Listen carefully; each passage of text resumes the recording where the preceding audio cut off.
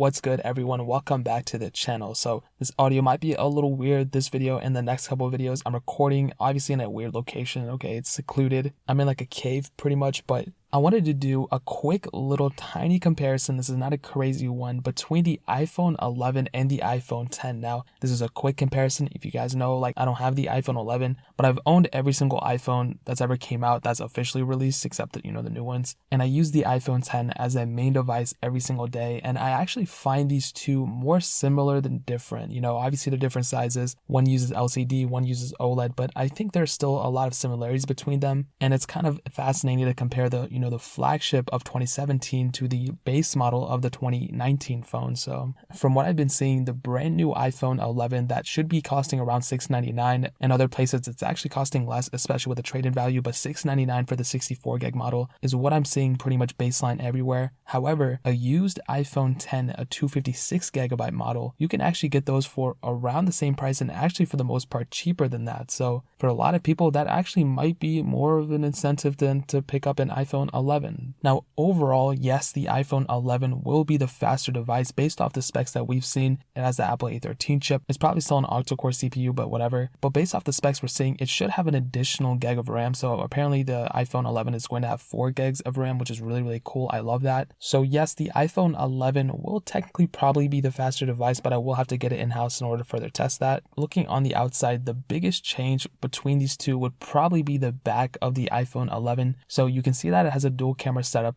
It looks almost the same as the iPhone 10s, but they are completely different sensors almost. I'm sure at the core, like, they're going to do exactly the same things. The iPhone 11 actually has more of like a square design, where the iPhone 10 is more so just like an oval kind of shape looking thing. And between them, I mean, I like the iPhone 11's design. I'm more familiar with the iPhone 10s though, but the 11s will grow on me. But between the features, I think the iPhone 11 camera will have better features based off what Apple was saying in their keynote. So I love seeing that. That's awesome. But like I said in my other videos, dude, like, I don't think Apple's iPhone's cameras are bad at all. I think for them to focus that much attention on every single keynote on their cameras is like a waste of time when they can be talking about so many different things. So in my opinion, yes, probably the iPhone 11 camera will be better, but the iPhone 10's camera is still amazing. And I feel like all this other stuff they're throwing, like slow fees and stuff, like that's just kind of like fluffing it up basically. Also, looking on the outside, you have a new color selection on the iPhone 11. You only had 2 colors on the iPhone 10, which was space gray and silver. I have the silver model, which I like a lot, but you might like the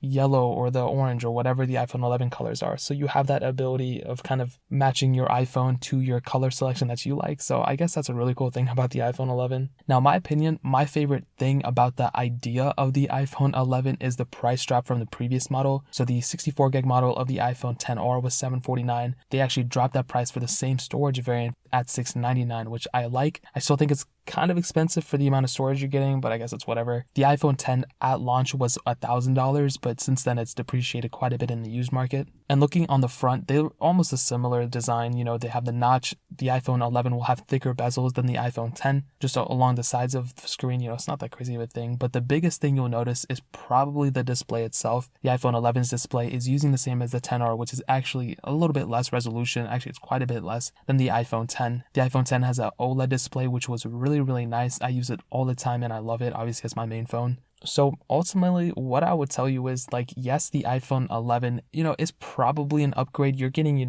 kind of a better camera based off what we're seeing. The battery is a little bit bigger than the iPhone 10s, which I like a lot. And also the iOS support, it will probably be longer on the iPhone 11 than it will be on the iPhone 10, probably by like a version. I think the iPhone 10 will end up getting the same iOS versions as the iPhone 10s, but I feel like at the end of the day, there's not that much of a difference between them. From my initial comparison, this is just the initial thing. I don't have them.